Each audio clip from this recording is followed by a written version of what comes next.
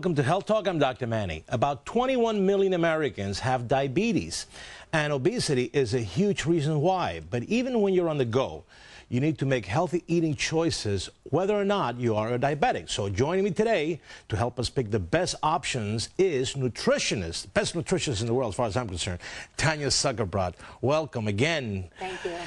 Okay, on the go. We're going to talk on the go, and Absolutely. we're going to go. So this is, you're going to give me tips. Whether I'm, like me, overweight, maybe a dash of diabetes, but I'm on the go, I need to get something to eat. Right. So let's talk about options here. Absolutely. Well, as you know, interesting, like the way you just phrased that, you said a dash of diabetes, and that's correct. You earlier stated that 21 million Americans have diabetes, but it's actually one of the fastest growing diseases in this country. 57 million Americans are pre-diabetic. Right. That means that their sugars are elevated just enough that they're at risk for becoming full-blown diabetics.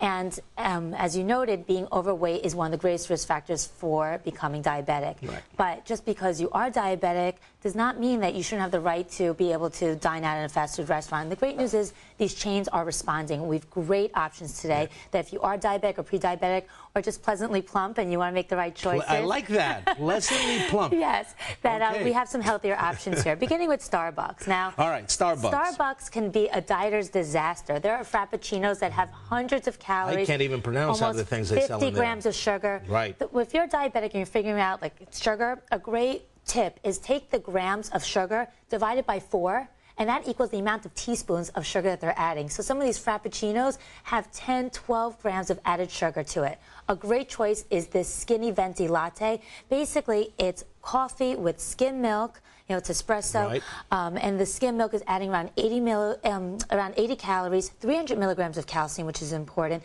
and there's no fat in this. Now, fat's important for diabetics because fat is fattening, and we do want to decrease our fat intake.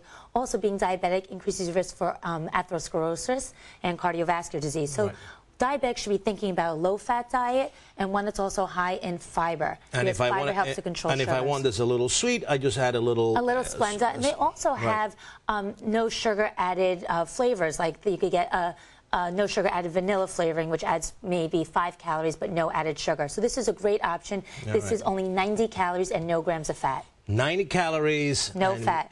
All revved up and ready to go. Compared to frappuccinos that have 500 calories. Okay, all right. So that's one thing. Skinny venti latte. Starbucks, the little skinny latte. What else do we have? Now, let's say I'm a little hungry. I want a nice sandwich. Yeah. And the Subway now has this whole light varieties. And one of the great things about Subway is, unlike other fast food chains, they actually offer whole wheat breads. And whole wheat has fiber. And fiber is important because fiber slows down digestion.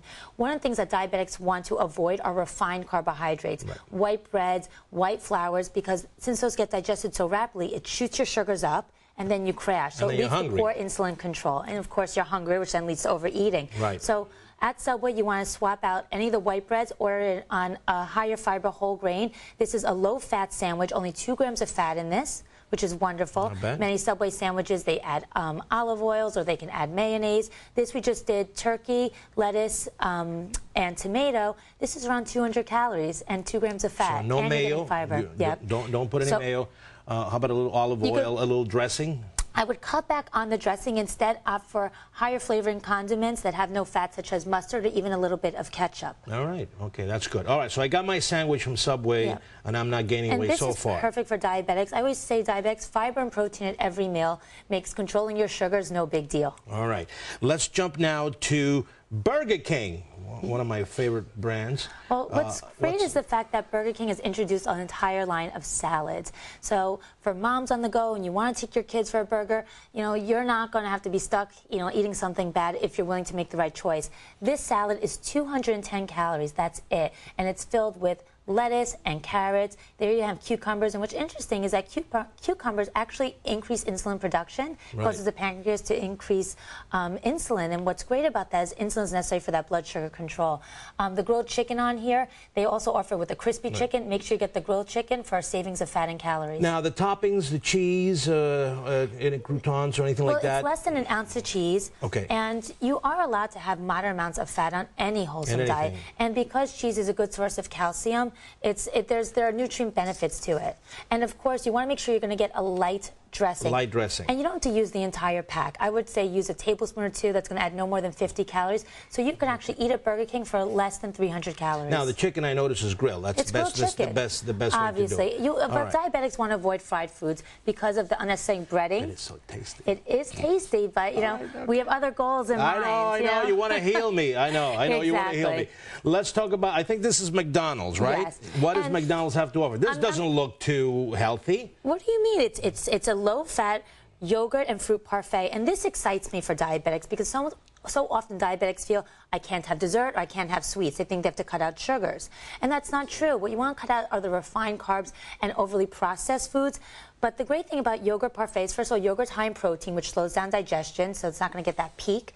And there are berries in here. Berries are among the highest fiber fruits, and it's that combination of fiber and protein that helps to control the sugars. So this is a wonderful option. And also, interesting, Dr. Manny, studies show that adding 3 servings of low-fat dairy can actually help with weight loss. So this is a really sensible, low-fat dessert for a diabetic. How many calories, more or less, here? Around 190. That's not too bad. Not too bad at all. Not too bad. You're either going to have that as a snack or as your dessert. So what you can eat before then is this chicken wrap. Right. And what's great about these chicken wraps is, unlike a sandwich that now this is also from McDonald's. This is also McDonald's. Okay. This is a grilled chicken wrap. This wrap only has 9 grams of fat.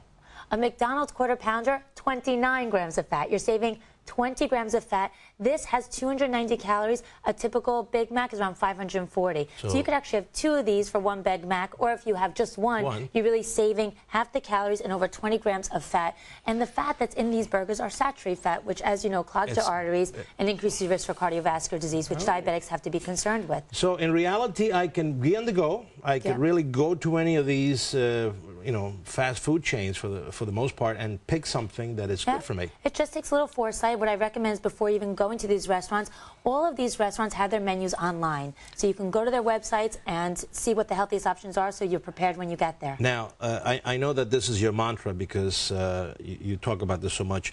Watch the portions. Portion control. Eliminate the sodas, because you don't like sodas. You do not want to drink your calories. It's unnecessary sugars. Try opt for water or unsweetened iced tea or diet sodas, correct? Right, and of course be careful and start with soups and salads and avoid Those fill you up on very few calories, so you're less likely to overeat the more caloric part of the meal. And lastly, always opt for whole grains. Whenever you can switch to whole wheat breads, do so. All right, well, thank you for coming and at least give me options, which is what I wanted to have. And don't forget to read Tanya's column every week in FoxNews.com Health. You can watch it. She has tips on cooking, on you name it, anything. And it's for free. You don't have to pay her anything because she gives you the latest nutrition information all in FoxNews.com Health.